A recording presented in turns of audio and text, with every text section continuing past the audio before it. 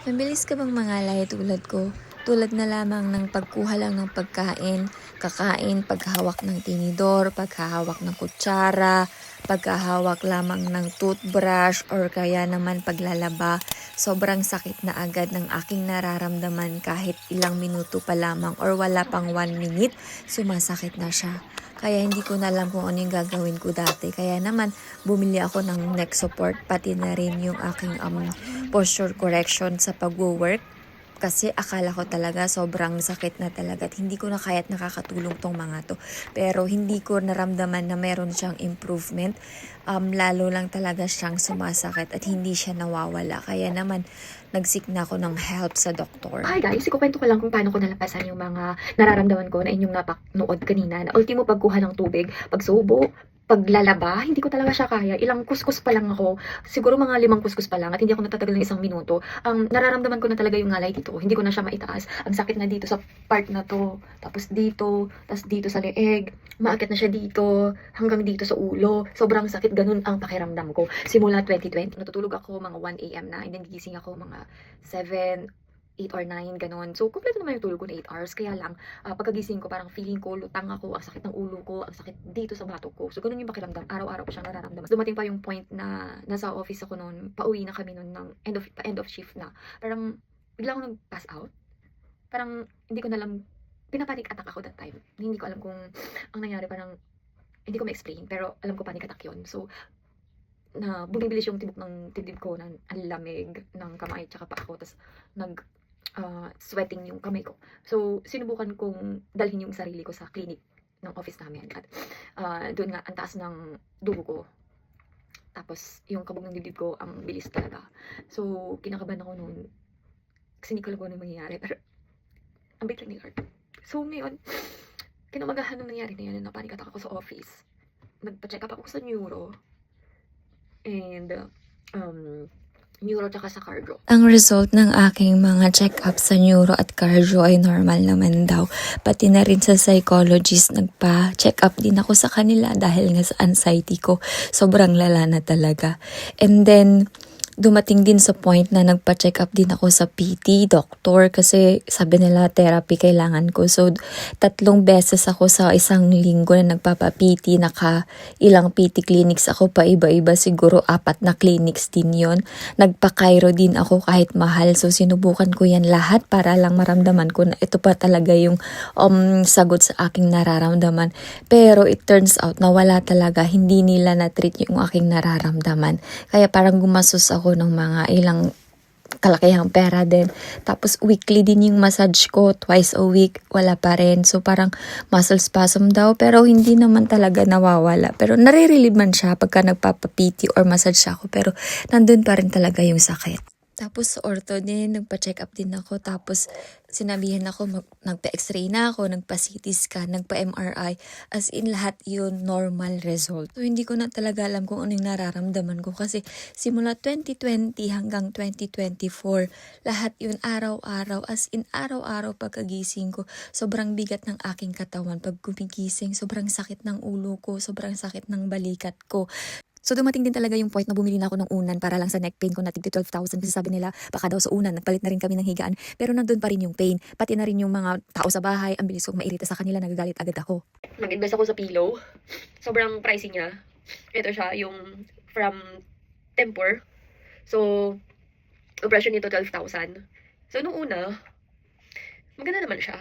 Actually, medyo nawala naman yung ngalay ko dito pagka gumigising na ako ng umaga. Kaya lang, hindi nagtagal, hindi rin siya effective sa akin. So, dinami-dami na ng mga doktor na pinuntahan ko. Nagpunta na ako sa neuro, sa cardio, pati sa ortho, napunta na rin ako. Kasi akala ko sa buto rin yun dito sa leeg. So, ilang doctors yun na napuntahan ko, iba-ibang mga ortho, iba-ibang neuro, cardio.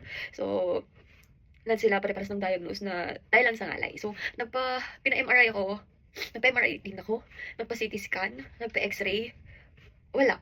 Walang findings. Hindi nila, ang sinasabi lang nila, mag-exercise ka, nag-recommend din sila ng yoga. So, dahil nga daw sa muscle spasm siya. So, ngayon, nag-yoga ako. Kasi nga, dahil matrin na rin siguro yung sa anxiety ko. So, ang kagandahan naman sa yoga, nawala yung, nakatulong siya actually, mag-heal yung anxiety, and then, naging parang kalmado na ako compared before. Tapos, sobrang nakatulong yung, naman talaga yung yoga sa akin. Kaya lang, parang hindi pa rin nawawala yung sakit. Hindi pa rin talaga siya totally nawawala kahit na-stretch na yung katawan ko. Sabi ko, Lord, kailan ba darating yung point na gigising ako ng normal? Kasi, ang tagal na, since 2020, pag gumigising na ako, sobrang, parang hindi na normal yung nararamdaman ko. Na gusto ko rin namang maranasan yung gumising na wala akong nararamdaman. Yun yung pinagpipray ko kay Lord. Kasi, iba na yung pakaramdam ko nun. Lord, gusto ko maging normal lahat. Sabi ko, tigil mo lang sa akin yung doktor na makakatulong sa akin. Sobrang magiging thankful ako. Yun yung sabi ko kay Lord. And then, nung January lang, 2025, nandiyan na naman yung hindi ko na naman kaya yung sarili ko. Sobrang malala na naman siya. So, ngayon nag-search ako about TMJ. At doon ko nalaman na ganun nga. Yung lahat ng nararamdaman ko, nandun yung symptoms.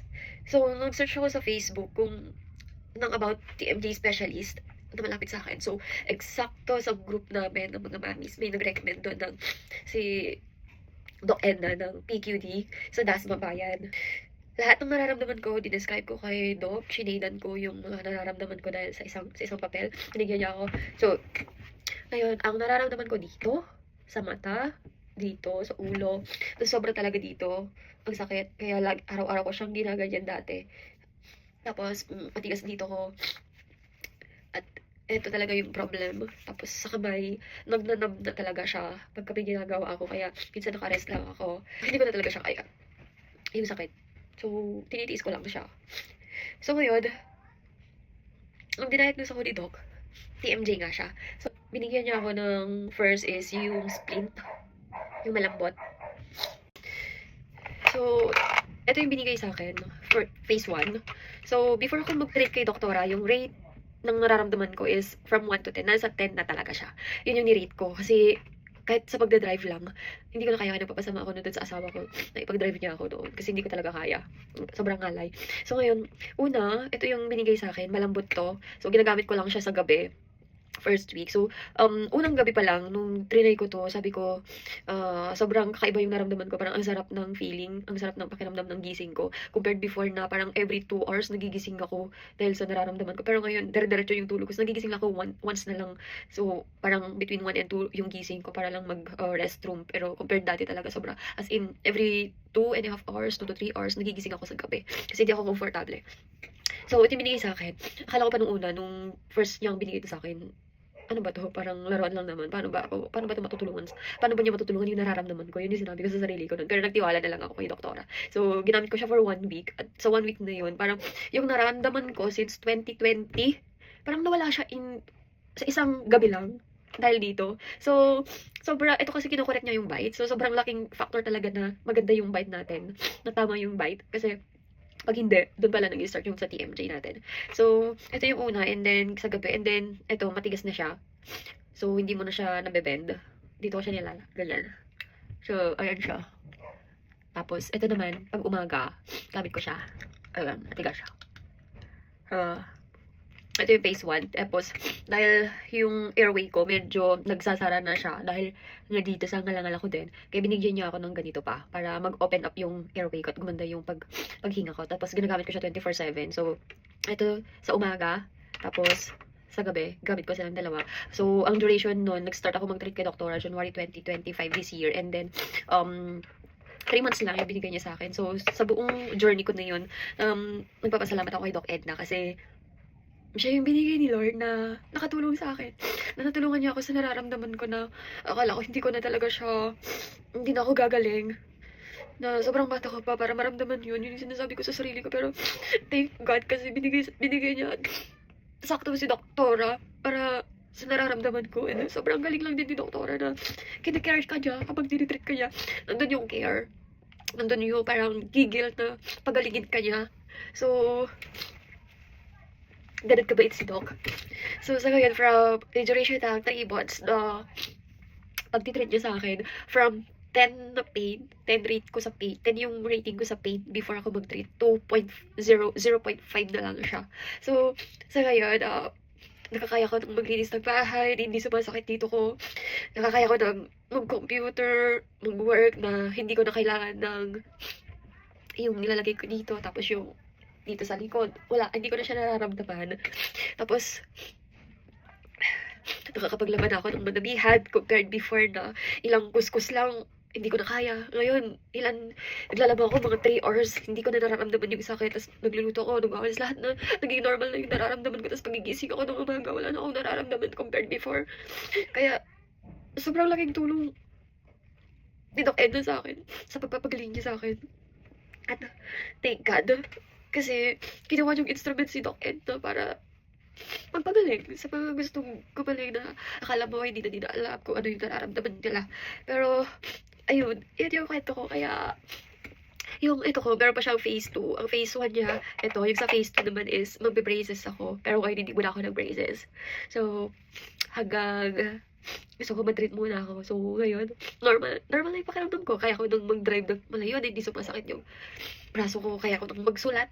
Ultimo nga pagsiselfone dati, ganyan lang ako, nagagalay na ako. Pero ngayon, okay na ako. So, kay Doc Edna, thank you so much, Doc. I pray na God will strengthen you more. Bigyan ka pa ni Lord ng mahabang buhay para makapagpagaling pa ng ibang mga pasyente na akala nila wala ng pag-asa yung nararamdaman nila. So, ayun, si Doc Edna lang talaga yung nakapagpagaling sa akin. Sa dinami-dami na napuntahan ko na. Si Dr. Edna, dun ko naramdaman talaga na she really cares. So, thank you so much po, Doc. And, God bless you and see you soon.